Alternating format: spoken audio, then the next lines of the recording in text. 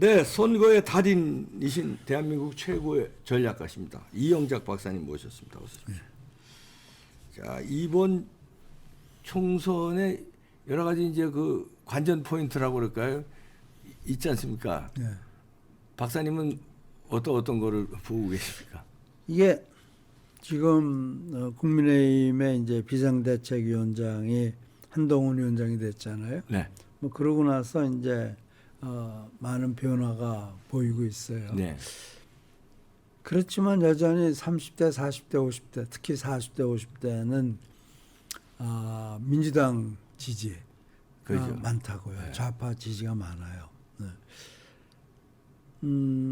이제 한동훈 위원장이 뭐 운동권 정치, 뭐 또 86 정치인 심판을 이제 얘기하면서 사실 뭐 이 민주당에서 뭐 정부 심판 또는 뭐 검찰 독재 뭐 이런 것에 대해서 이제 그런 것과 이렇게 그 말하자면 대항마의 메시지가 이제 말하자면 한동훈 위원장의 운동권 정치인 청산이라고요. 그런 건 주요한 것도 같아요. 네, 어느 프레임은 정도 잘 잡은 것 주요하죠. 같아요. 네. 네.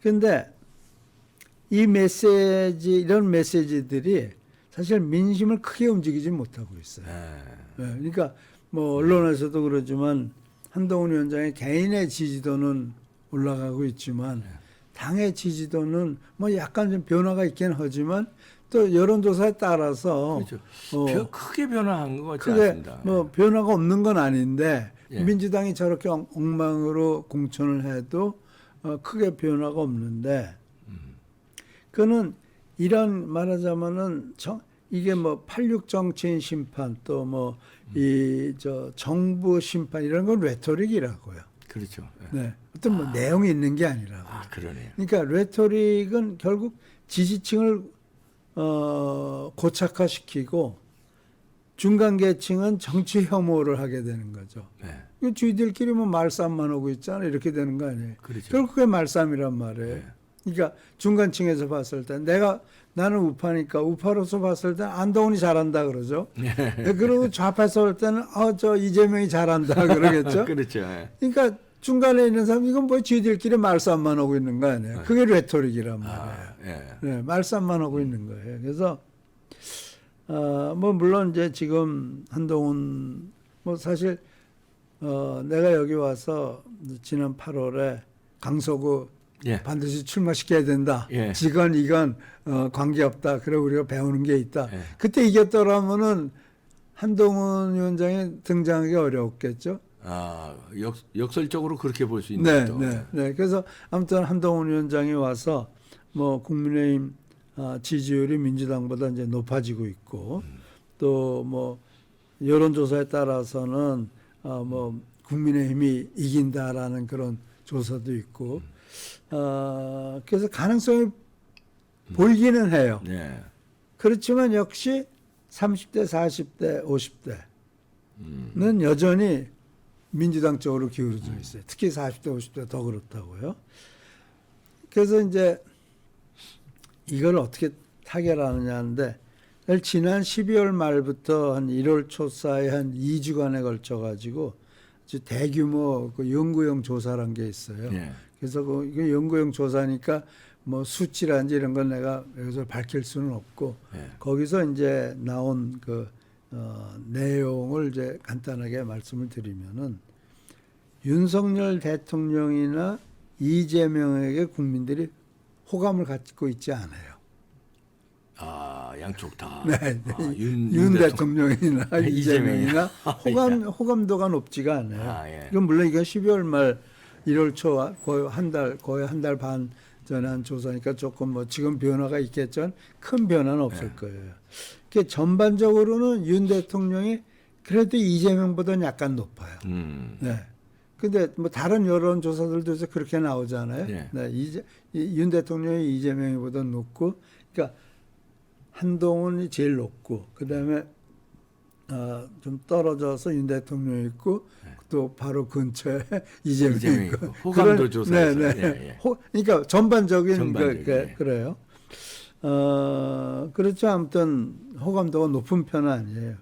연령별로 본다면은 20대, 60대, 70대 이상에서는 윤 대통령이 다소 높고 네. 30대, 40대, 50대에서는 또 호감도가 이 대표가 조금 높아요. 네. 성별로 보면은 남성에서는 윤 대통령이 이 대표보다 높고 여성층에서는 이 대표가 약간 높아요. 네. 네. 그렇지 아무튼 뭐 50보 100보예요. 나는 이 선거 전략에서 이 호감도라는 게 굉장히 중요해요. 예. 호감도가 굉장히 중요한데 지금 이재명 대표가 윤 대통령을 타겟으로 해서 자꾸 진흙탕으로 끌어들이려고 그러잖아요. 예. 그런데 별 효과가 없죠. 예.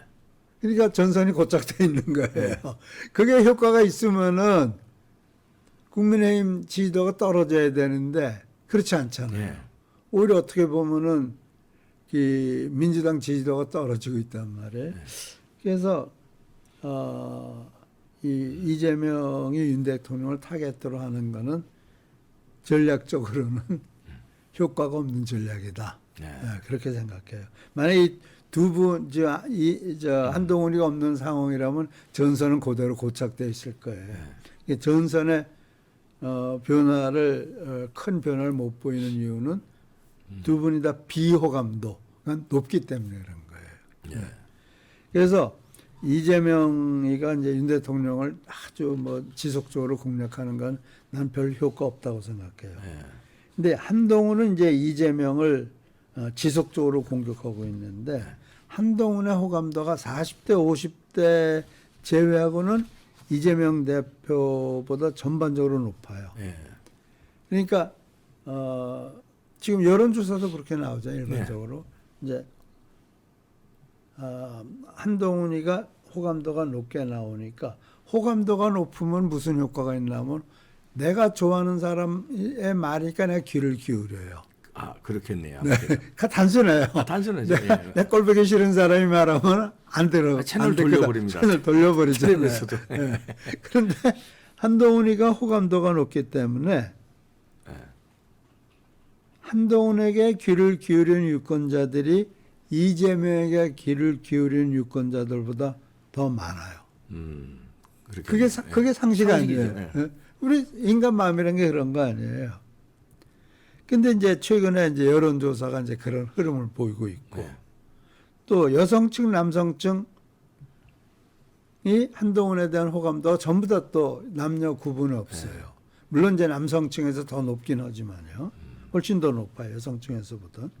언론에 나타나는 그 현상도 보면은 또 최근 여론조사도 보면은 한동훈의 언행에 더 많은 주의를 기울이고 있다. 사람들이 더 잘 듣고 있다. 이재명이 하는 말은 무슨 말을 하는지도 모른다. 이런 거죠. 그 대통령이 누가 더 자질이 있느냐. 그것도 똑같이 한동훈이 높고요. 또 이 두 사람이 대통령 후보로서 맞붙게 되면 누구를 더 지지하겠느냐, 누구를 지지하겠느냐 했을 때 한동훈이 오차범위 밖에서 이재명보다 높고요. 또 두 사람만 딱 묻혀놓고 둘 중에 어느 사람이 더 호감이 가느냐. 그것도 물론 이제 한동훈이 오차범위 밖에서 더 좋고. 그래서 한동훈이가 굉장히 많은 호감도를 주고 있는데 거기까지는 좋아요. 그런데 여론조사를 보면 당 지지율이 뭐 요새 조금 차이가 있다고 그러지만 총선에서 누구 지지하겠냐? 그거는 여전히 민주당이 없든지 두 당이 비슷하다. 엎치락 하고 있다고. 물론 이제 그건 개선된 거죠. 옛날보다는. 이게 이제 사실 마음에 안 드는 거죠. 이게 이런 상황인데 압도적으로 국힘당이 높아야 되는데 이게 어떻게 뭐 이렇게 뭐 별 차이 없이 앞치락 뒤치락이냐 이런 얘기죠. 예, 그게 이해가 안 가는 대목이에요. 그게 이제 이해가 안 가는 건데 이제 그거를 이제 이해를 시켜드리려고. 그 이제 내가 한 게 아니고 이제 어떤 리서치 용무로 이제 조사를 한 걸 보면은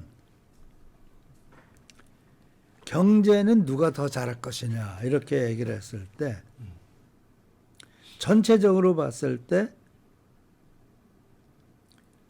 양당이 비슷하게 나와요. 아, 네.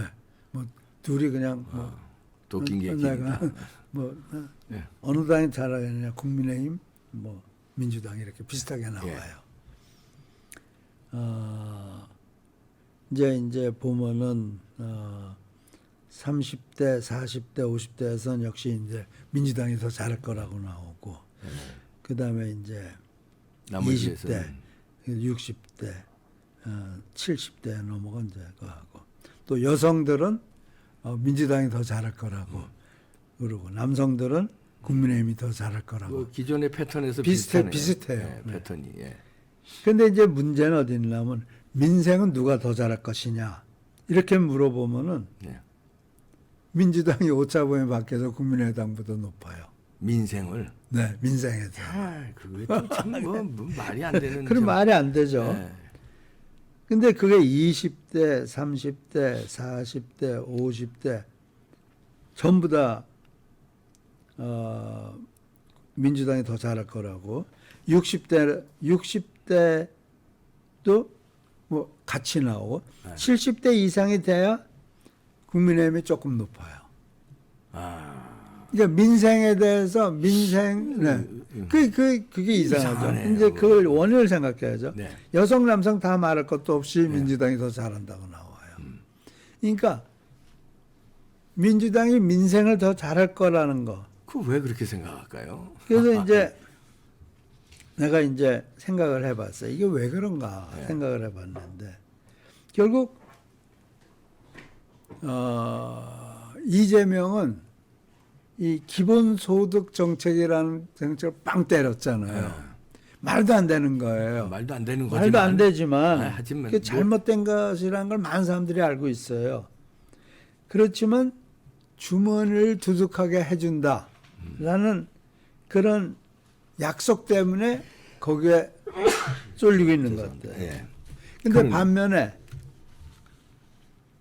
우파에서는 어떤 그럴 귀에 꽂히는 경제 메시지가 없어요. 뭔가 딱 부러지는 뭔가 기억에 남는 게 없어요. 없다. 네, 뭐 윤 대통령이 계속 그 핵발전소, 원자력 발전에 대한 뭐 연구를 4조를 투자하겠다, 무슨 그린벨트를 풀어주겠다, 뭐 이런저런 거 많이 하고 많이 있잖아요. 했는데 사실 많이 잘하는 내지만 게 많은데. 굉장히 많지만 네. 요새 이제 청년 주택이라든지 이런 것에 대해서도 또 한동훈 대표가 어저께인가 그저께는 청년의 정의를 39세까지 올리겠다 뭐 이런 얘기까지 하고 그러지만 그게 귀에 빵 때리는 게 없어요. 네. 그러니까 그거는 그냥 듣고 지나가요. 듣고 지나고 무슨 말인지 잘 몰라요. 큰 거 빡 이게. 그러니까 없네. 귀에 꽂히는 테마가, 예. 귀에 꽂히는 테마가 있어야 예. 돼요. 그런데 우파의 핵심 메시지는 뭔가 하면은 작은 정부와 감세 정책이에요. 그렇죠. 네, 작은 정부와 감세 정책. 레간이 이제 1980년도에 작은 정부와 감세 정책을 이제 공약을 했잖아요. 그랬는데 사실은 이제 부자 감세라고 그래서 굉장히 반대가 많았어요. 네. 공화당 내부에서조차 반대를 했어요, 이거를. 근데 레간이 밀어붙였단 말이에요. 밀어붙여서 초기에는 그러니까 세금을 안 걷으니까 그리고 지출은 계속 나가잖아요. 그러니까 세입은 줄어들고 지출은 많아지니까 국가 부채가 많아졌죠. 국가 부채가 많아졌는데 결국 세금을 줄이니까 경제가 살아나요. 그때 1970년도 말 그때 경제 개판이었거든요. 미국에서. 정말 개판이라서 죄송합니다. 정말 엉망이었거든요. 맞아요. 그 당시에 집을 내가 1979년인가 80년에 집을 샀는데 그 당시에 이자율이 14%예요. 우와. 근데 어마어마하네. 근데 이자율이 높으면요. 집값이 안 올라가요. 아, 그렇겠죠. 지금도 그래서 사실 부동산 네, 불황이거든요. 그럴 정도로 경제가 나빴다고요. 야, 지금 5%는 5%도 아우성치는데. 14%면 집을 못 사죠. 현찰 없는 사람은 못 사는 거예요. 그거. 나는 뭐 그때 뭐 조그만 집 하나 샀는데 내가 월급쟁이 오면서 네. 그래서 이 경제가 정말 엉망이었다고요. 그때 이제 그런 정책을 핀 거예요. 그래가지고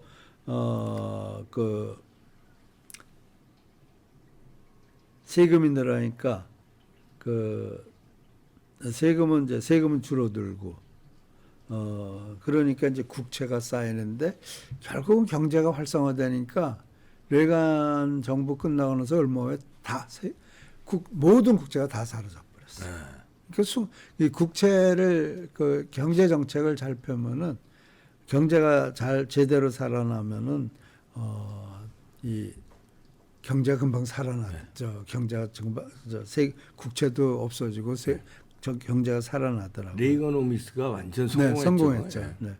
그래서 이제 나는 국민의힘은 이제 보수파 정당이니까 감세 정책과 작은 정부를 추구해야 된다.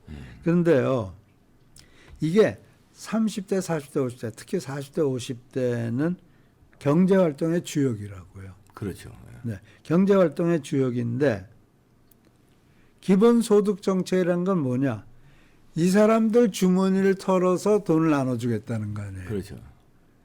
그러니까 이런 얘기를 하죠. 기본소득, 그거는 너희들 경제 활동 주역들의 주머니를 털어서 나눠주겠다는 거야. 네.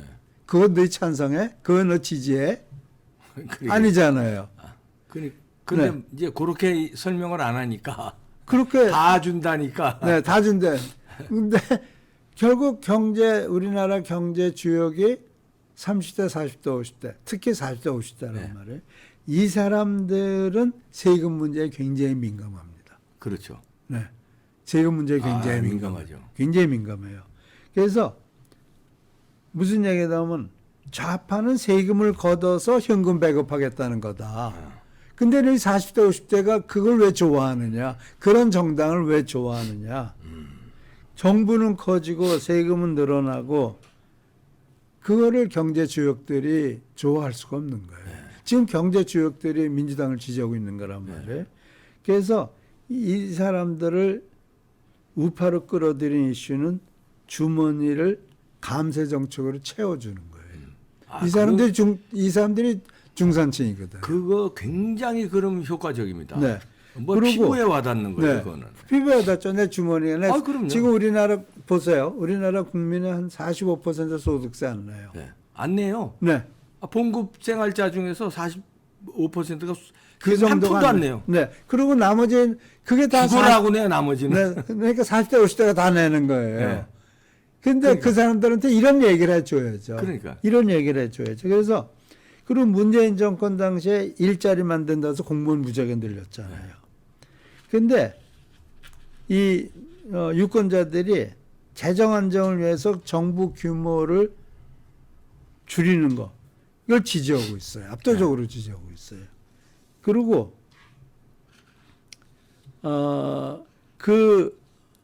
특히 이제 40대 50대에서는 정부 규모 줄여야 된다는 것을 그냥 다 지지해요.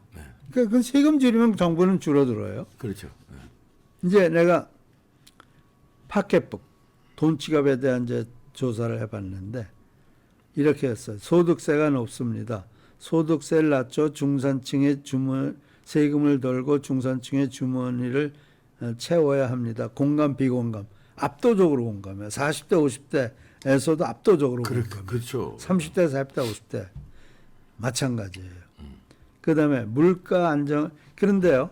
소득세를 줄이면은 소득세 안 내는 사람한테 혜택이 없잖아요. 네. 소득세를 어차피 안 내니까. 그렇죠. 그러니까 그 사람들한테 어떤 혜택이 돌아가게 해야 된다고. 그래야지 먹고 살 수가 있으니까요. 그러면은 그거는 물가 안정을 위해서 생필품에 부과되는 부가가치세 10%를 줄여주는 거죠. 그럼 물가도 잡고. 물가도 잡히죠. 네. 그것도 뭐 압도적으로 지지해요. 그다음에 중소기업이 지금 부가가치세 10% 내잖아요. 네. 그것도 줄여주는 정책을 핀다면은 아니 그 압도적으로 다 지지해. 법인세 25% 내고 부가가치세 10% 내고 이중과세라는 말도 그렇죠. 있어요. 예. 그렇죠. 이중과세죠. 이중과세죠. 당연히 이중과세죠. 예. 그래서 이런 정책을 피면은 틀림없이 이제 세금이 줄어드니까 네.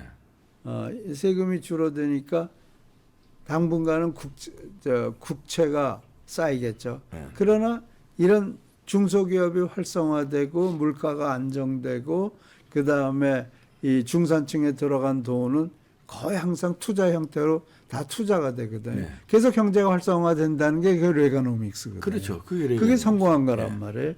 그래서 이런 거를 봤을 때 이 경제 활동의 주역인 40대, 50대를 움직이는 이슈를 우리가 그건 개발돼 있어요.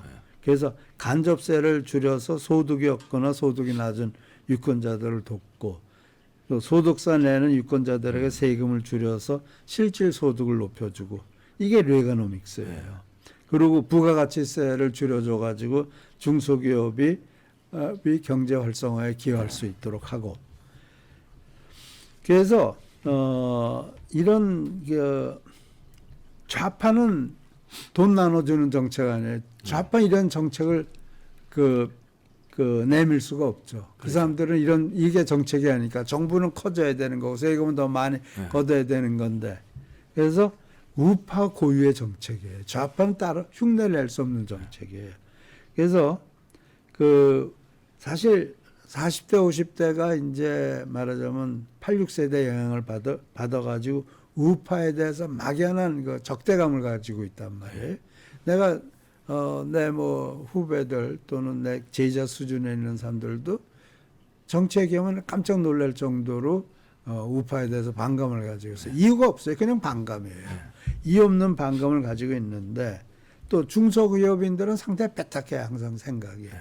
그 사람들을 움직일 수 있는 거는 이런 세금 이슈가 아닌가. 네. 그리고 이제 상속세, 증여세 이런 것도 우리가 줄여줘야 된다. 그래서 저는 국민의힘이 지금 한동훈 위원장이 잘하고 있지만 유권자들이 움직이질 않잖아요. 투표자가 어떻게 하겠냐 그러면은 두 당에 대해서 어떤 호불호가 분명치가 않아요. 네. 어떤 데서는 민주당을 더 좋게 생각하는 것 같고 그거는 기본소득이라는 그런 거 귀에 꽂히는 정책이 있기 때문에 했는데 우파도 그런 정책을 내야 되는 거예요. 그래서 우파들을 모을 수 있는 그런 전략은 세금 우파뿐만 아니라 40대 50대 경제활동의 주역들을 우리 편으로 끌어들일 수 있는 정책은 세금 정책밖에 없다 이렇게 생각해요. 그래서 저는 레토릭으로 어떤 폴리티컬 메시지 레토릭으로 유권자를 움직이려고 하는 것보다는 유권자들을 움직이는 건 주머니다. 네. 주머니를 채워주면은 유권자들을 움직인다. 이게 이제 우파 선거 전략의 핵심이거든요. 네. 그래서 그걸 그대로 따라가면 되죠. 그러니까 지금 보면은 레간이 그걸 증명했고 서구라파의 최빈국의 아일랜드였어요. 네. 아일랜드가 정말 아무것도 없는 나라라고요. 지금 완전히 떴습니다, 아일랜드. 지금 세계에서 2등으로 국민 개인 소득이 그럼요. 높아요. 아이고. 세금을 줄여줘서 그런 거예요. 그러니까요. 세금 줄여가지고 그게 아주 세계적인 부유국가가 됐어요. 네. 그래서 FTA 같은 것도 공장 같은 것도 막 아일랜드로 많이 가고요. 투자 같은 것도 세금이 줄여주니까. 그래서 이미 이제 레간이 증명했고 아일랜드가 증명한 그런 정책을 했으면 좋겠다. 그리고 이제 마지막으로 한 가지 마지막에 이제 카드가 있는데 그게 이재명의 치명적 약점. 우리가 다 알고 있는 거예요. 이제 이렇게 물어봤어요. 지난 대선 이후 이재명 대표는 대장동, 백현동 의혹, 위증 교사 등 다양한 혐의로 수사와 재판을 받고 있습니다. 이에 대해 어떻게 생각하시는지요? 그래가지고 이재명은 죄가 없다. 또 그게 응답의 하나고 또 하나는 범죄 행위가 명백하다. 그렇게 이제 두 가지를 이제 물어봤어요. 그랬더니 범죄 혐의가 명백하다가 2배 반이에요. 그러니까 그게 20대, 40, 30대, 40대, 50대 전령령체 그냥 전 연령층에서 그거 남녀 당연한 구분 없이 네, 당연한 거죠. 이재명의 범죄 혐의가 분명하다. 예. 이랬단 말이에요. 그래서 전 연령층에서 이걸 공감하고 있어요. 예. 그래서 저는 이재명이 얼마나 불안한 후보인가. 그 공략한 게. 네, 그거를 공략하는 것에서 이재명을 지지하는 뭐 좌파들은 그래도 안 움직이겠지만 중도 유권자들이 움직이죠. 움직이게 하는 그런 전략이 있지 않을까. 예. 그래서 이 40대 50대를 움직이는 세금 정책, 감세 정책하고 그 다음에 중도 유권자들이 이재명에 대해서 불안하게 생각하도록 하는 그런 그 메시지. 이거는 사실 이재명의 유권자들이 이재명의 범죄 혐의가 분명하다고 믿는다. 그건 레토릭이 아니거든. 사실이니까. 예. 네, 여론조사에서 나타난 사실이니까 이런 걸 메시지로 한다면은 이런 걸 메시지로 한다면은 이게 상당히 그 유권자들 움직일 수 있지 효과적이겠네. 않을까 이런 생각을 해봤어요. 그러네요. 네. 굉장히 중요한 거네요. 네. 이준석이가 저 윤석열 대통령 괴롭히면서 사기칠 때요. 네. 비단 주머니 3개 가지고 그거 기억하시죠? 네. 나한테 비단 주머니 3개에다 윤석열 대통령 만드는데 네. 이러고 사기쳤는데 네. 지금 이영작 박사님이 말씀하신 이거 진짜 비단 주머니인데요. 이거 국힘당이 30대, 40대, 50대 공략하는 진짜 비단 주머니 3개입니다. 그 중도층 공략하는 중도층 공략하는 거. 네. 이거 국힘당에서 잘 참조해서 반영했으면 좋겠네요. 이영작 박사님이셨습니다. 감사합니다.